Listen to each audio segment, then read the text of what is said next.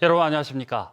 경북 동해안 지역은 오늘 흐리고 비가 내렸고 모레까지 제10호 태풍 하이선의 영향으로 강한 바람과 많은 비가 더 내리겠습니다. 지금까지 내린 비의 양은 포항이 14.6mm, 경주가 19, 영덕과 울진은 5mm 내외의 강우량을 기록했습니다.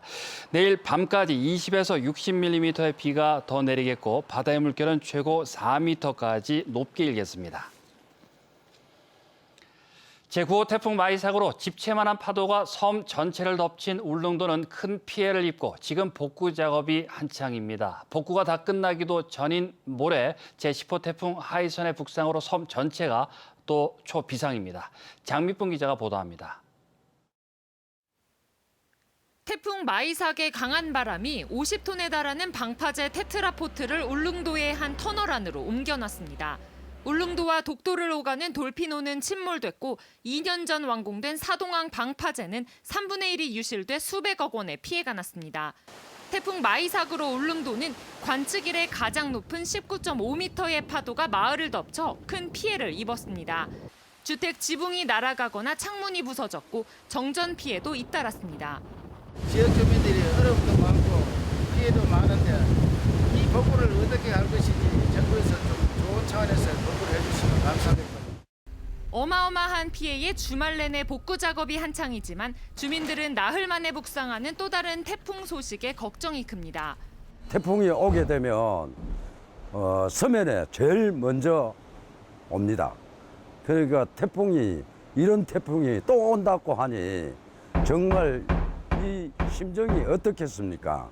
정말 죽고 싶은 심정입니다. 피해 복구를 마치기도 전에 다가오는 제10호 태풍 하이선은 강풍을 동반한 높은 파도로 큰 피해를 줬던 태풍 마이삭만큼 위력이 강할 것으로 예상됩니다. 기상청은 태풍 하이선이 서쪽 찬 공기의 영향을 받아 동쪽으로 치우치면서 우리나라에 상륙하지 않고 경북 동해안을 스쳐 북진하겠다고 밝혔습니다. 하지만 울릉도는 이 경우 직접 영향은 물론 태풍의 중심에 더 가까운 위치에 놓이게 돼 주민들은 긴장의 끈을 놓지 못하고 있습니다. MBC 뉴스 장미쁨입니다. 경주에서도 간포읍 등 해안가 지역에 태풍 피해가 집중돼 사흘째 복구 작업이 이어지고 있습니다. 경주시 조사에서 간포읍에만 주택 17채가 침수돼 23가구의 이재민이 생겼으며 2018년에 조성된 간포항 친수공간 2만여 제곱미터와 도로, 방파제 등 공공시설이 초토화됐습니다.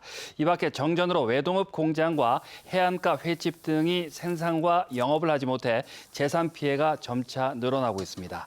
경주시는 중장비 투입을 늘리고 자원봉사자를 모집해 인력을 지원하고 있습니다.